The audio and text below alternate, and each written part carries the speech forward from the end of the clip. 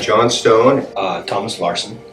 I am Benjamin Paul Zuniga. My name is John Rutherford. I am a veteran. I served in the United States Army from 71 through 76. I served a total of 5 years, joined right after Grenada, and got up just before Desert Storm started. Joined the Army in '89. I was a regular Army, active duty for 3 years, stationed in Germany. I got out in '92, and then I joined the National Guard. Total service time was 28 years. I joined the Army and I ended up serving 14 years. I did my first 6.5 years of active duty, and eventually my time was up. That included 3.5 years in Germany, and my time was up. I decided to get out. I was out for several years until September 11th happened, and I went straight back to the recruiters and signed me up.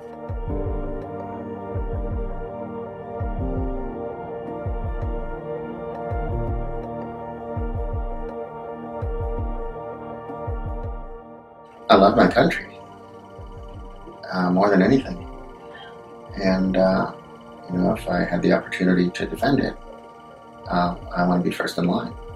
I guess everyone's got this idea that everyone, a person over there would go over and be scared for his own life, be scared to get hurt. It's really not about that. They're scared to let somebody down because you're part of a team. An individual's job is not to protect himself. Individual's job, your area to watch, your area to cover with your weapon is not for you. It's actually for the guy on your left and right. So they're relying on you.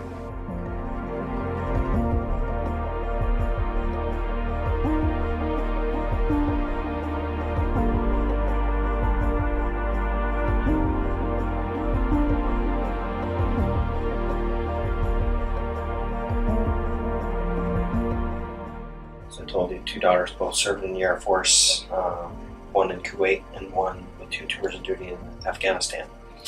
She's almost 29, the oldest one is almost 29.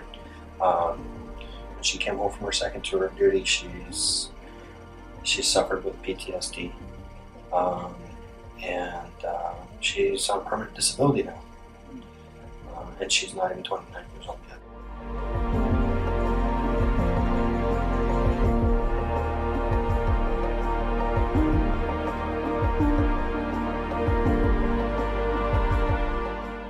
In many cases, as he come back and adjust here in the States, and they come back and there's no way that they can express to the person here exactly what they feel.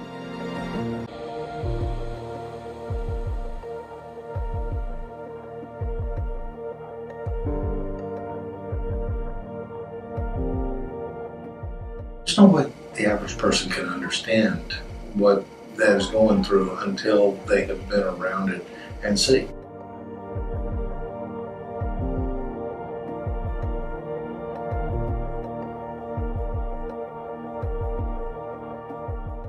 The number one thing that really helps me to help raise money for the VFW is their advocacy for veterans in general. And I've sent some of my soldiers, after we come back from deployment, they didn't want to go through the formalized counseling and the PTSD stuff. They didn't want to get the label. They didn't want to be documented with that kind of stuff, and they didn't want to be medicated. I told them, I said, well, maybe you just need to go talk to somebody. And the best guys to talk to are guys who've been there. So go find a VFW and see if they got any groups. Be in a group with people that you can trust because they've been through the same thing. And a couple of my guys did that, and they said that helped out a lot. They didn't have to do anything further. They didn't end up on medication, popping pills, or seeing a shrink, or getting diagnosed, or being labeled with PTSD. They just went and talked and got it out of their system. So it was through the VFW. We have to make sure that that veteran knows there is a place that they can go. I would say educating the veteran across the board to a place, yes, you have somebody that's willing to help. I've come to understand some of the things that VFW does as far as, helping vets in a variety of ways, whether it's, getting the benefits that are rightfully theirs that some may not even know that they have, and helping them maneuver through the system, whether it's through the VA or, medical issues or, any number of things. But it's, I see it as being a very helpful organization. We are specifically trying to raise funds for an organization that in turn will help the veterans. I'm honored to do that. I know that program for that veteran is going to be more effective going in through somebody like VFW